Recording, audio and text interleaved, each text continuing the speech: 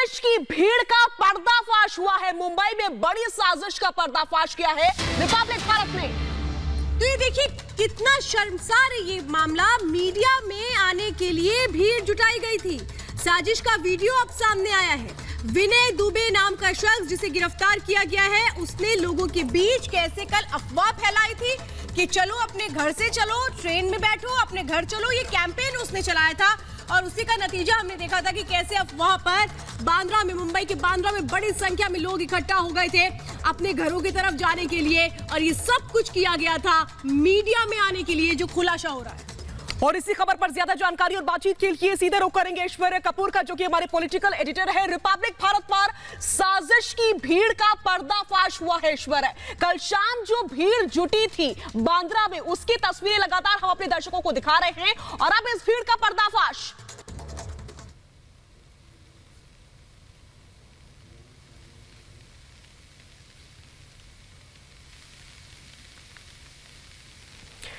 ऐश्वर्या, आपकी आवाज ठीक तरीके से हम तक पहुंच नहीं पा रही है। एक बार फिर से आपसे संपर्क करेंगे हम, लेकिन तस्वीरें इस वक्त आपकी टीवी स्क्रीन पर जो हैं वो कल शाम के वक्त की है, जब भारी तादाद में लोग बांद्रा में इकट्ठा हो गए थे। मुंबई की बांद्रा की तस्वीरें देखिए। अगर अब आपको मेरी आवाज आ रही है तो मैं आपको ये बताना चाहता हूँ कि सबसे पहले वीडियो को रिपब्लिक भारत वेरीफाई नहीं करता है। हम सिर्फ इसको सामने रख रहे हैं, इसको वेरीफाई करना है, इस पे इन्वेस्टिगेशन होनी चाहिए। कई बीजेपी नेताओं ने इसको ट्वीट भी करा है, लेकिन इस वीडियो के अंदर जो है आप देखिए, इसके अंदर व्यक्ति बोलता है कि तुम यहाँ क्यों आए हो। बोला भाई हमें तो बुलाया गया है। तो वो पूछता है कितने बजे बुलाया गया। वो कहता है 4 बजे बुलाया गया है। बोले क्यों। बोला भाई जाने के लिए बोला है कि गाँव जाने देंगे। वो बोलता है तो डटे रहना, यही लाइन रखना, हिलना मत इससे। तो इससे ये दिखता है कि कल जो मुंबई में हुआ, कल जो बांद्रा में हुआ, वो प्री प्लान था, अचानक नहीं हुआ, वो प्री प्लान हुआ। और जबकि महाराष्ट्र के मुख्यमंत्री 2 दिन पहले ही प्रधानमंत्री के बोलने से पहले भी बोल चुके हैं कि महाराष्ट्र 30 तारीख तक कम से कम लॉकडाउन में रहेगा। और उसके बाद प्रधानमंत्री मोदी ने कल 10 बजे सुबह 3 मई तक एक्सटेंड कर दिया था। उसके बाद भी महाराष्ट्र के प्रशासन ने, लोकल एडमिनिस्ट्रेशन ने शादिया ये होने दिया। तो ये होने कैसे दिया। कोरोना के खिलाफ एकमात्र तोड़ है और वो है सोशल डिस्टेंसिंग। और वो भीड़ आप देख लीजिए, उन 1500 लोगों में सोशल डिस्टेंसिंग है क्या, नहीं है। और इसका कल्प्रेट कौन है। आपने 100 लोगों के ऊपर एफआईआर कर दी। एफआईआर उन लोगों के ऊपर होनी चाहिए जिन्होंने ये मैनेज किया, जिन्होंने इन लोगों के पास गलत खबर भेजी। क्योंकि उस वीडियो में अगर आप सुने तो वो ऑडियो आता है कि अब 15,000 मांग लेना, अगर जाने के लिए मना करे तो 15,000 मांगना और मांगते रहना। तो ये वो चीजें हैं जो साफ दर्शाती हैं कि किस तरह से प्री प्लान लोगों को बरगलाया गया, मिस इन्फॉर्म किया गया। गरीब आदमी जो पहले से ही परेशान है, लॉकडाउन हो रहा हुआ है, कोरोना क्या एक भयावह बीमारी फैली हुई है, उसके बीच वो कौन ऐसे लोग हैं। कल रात को महाराष्ट्र पुलिस ने एनसीपी के एक नेता की धरपकड़ की है, लेकिन उसके बावजूद और ऐसे कौन से लोग हैं जिन्होंने ये होने दिया। ये अब उद्धव ठाकरे को फाइंड करना पड़ेगा, क्योंकि इस तरह की और वीडियो भी सामने आ सकती है। और ये दर्शाता है कि किस तरह से बांद्रा का एपिसोड पूरी तरह प्री प्लान था। ऐश्वर्य हमारे साथ इस वक्त जुड़ चुके हैं। किरीट सोमैया जी, क्या ये अजीब नहीं लगता कि वहां पर लोकल एडमिनिस्ट्रेशन को, पुलिस को ये पता ही नहीं लग पा रहा था कि इतनी बड़ी अफवाह फैलाई जा रही है, लोगों को इकट्ठा होने के लिए कहा जा रहा है और किसी को कुछ पता नहीं लग पाया। नहीं, देखो मेरे दृष्टि से बहुत स्पष्ट है वीडियो। मैंने पुलिस कमिश्नर को एक वीडियो भेजा जिसमें कहते हैं 15,000 मिलने चाहिए, ये वो सब बातें पूर्व नियोजित। लेकिन वह जो जगह है जामा मस्जिद के पास वाली, वहां कभी 4 लोगों को इकट्ठे होने नहीं दिया जाता है। और उसी जगह पर 4 लोग इकट्ठे होते हैं, उसके बावजूद पुलिस कुछ नहीं करती। एक पुलिस का पता नहीं। यानी ये मुंबई पुलिस को गृह मंत्री अनिल देशमुख जो एनसीपी के नेता है, उन्होंने ये सूचना दी थी क्या। यही सवाल है किरीट सोमैया जी। किरीट सवाल ये है, किरीट सवाल ये है जी किरीट सवाल ये है कि आप बीजेपी के नेता हैं, आप पूर्व सांसद हैं, आप वहां पे जानते हैं जहां लॉकडाउन है, उद्धव ठाकरे खुद अनाउंस कर चुके हैं लॉकडाउन है, 4 आदमी 5 आदमी इकट्ठा नहीं हो सकता, 1500 आदमी इकट्ठा हो जाता है। और कोरोना में प्रधानमंत्री बोल रहे हैं कोरोना का तोड़ सोशल डिस्टेंसिंग है। किरीट, वहां पे 1500 लोग थे, अब कैसे मैनेज करेंगे उद्धव ठाकरे। नहीं, मेरा बहुत स्पष्ट कहना है कि ये एनसीपी और कांग्रेस के नेता ने कराया है ये कार्यक्रम। विनय दुबे उनका फ्रंट है। जो कि गृह मंत्री अनिल देशमुख की सूचना के बगैर मुंबई पुलिस 2 लोगों को इकट्ठा नहीं होने दे सकती। दूसरी बात यह, ये होने के पश्चात मुझे समझ में नहीं आया, एक और ठाकरे परिवार के मुख्यमंत्री कहते हैं प्रधानमंत्री और हमारा बहुत अच्छा कोऑर्डिनेशन करता है, और दूसरी ओर उसी समय पर ठाकरे परिवार ट्वीट करता है और बोलता है कि कल की घटना के लिए प्रधानमंत्री नरेंद्र मोदी जिम्मेदार है। तो ये क्या कंटेंट की चली है? पर ये ऐसा क्यों करेंगे? आप कह रहे हैं कि एनसीपी और शिवसेना के नेताओं ने किया है, लेकिन क्यों? उनकी तो सरकार है, वो ऐसा क्यों करेंगे? वो क्यों लोगों की जान से खिलवाड़ करना चाहेंगे? महाराष्ट्र सरकार क्यों करेगी ऐसा? ये क्या कर रही है? मुंबई इतना गंदा हॉटस्पॉट बन चुका, उसका रीजन ये सरकार का फेलियर है।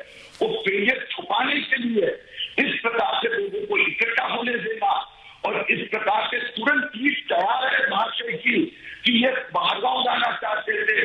तो वास्तव में मुंबई में जो मुंबई मर रहा है, इसके लिए ये सरकार जिम्मेदार है, और वो ये बहाना ढूंढ रहे हैं कि किस प्रकार से मोदी के ऊपर ये डालते हैं।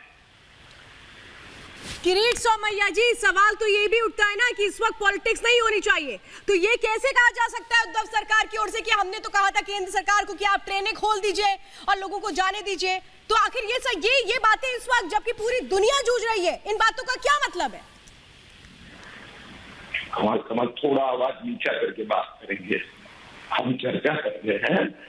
आपने जो प्रश्न कहा कि पॉलिटिक्स क्यों, इस बातों का क्या मतलब है, वही तो हम करना चाहते हैं कि जहां पर रास्ते पे, सड़क पे, किराने की दुकान पर अगर 3 लोग साथ में गए तो पुलिस उनको अरेस्ट कर देती है, और अनिल देशमुख रोज बाइट देते, उद्धव ठाकरे रोज फेसबुक पे आते हैं, इतने लोगों को लॉकडाउन के फंड के लिए गिरफ्तार किया गया। किरीट सोमैया जी, हमारी सहयोगी निधि चतुर्वेदी भी लगातार हमारे साथ जुड़ी हुई है और कुछ सवाल उनके भी हैं इन हालात को लेकर के, स्थिति को लेकर के। आपसे निधि सवाल पूछिए। बिल्कुल किरीट सोमैया साहब, महामारी पर सियासत न करें तो बेहतर होगा, लेकिन लॉकडाउन के खलनायकों का अचूक इलाज क्या लगता है आपको?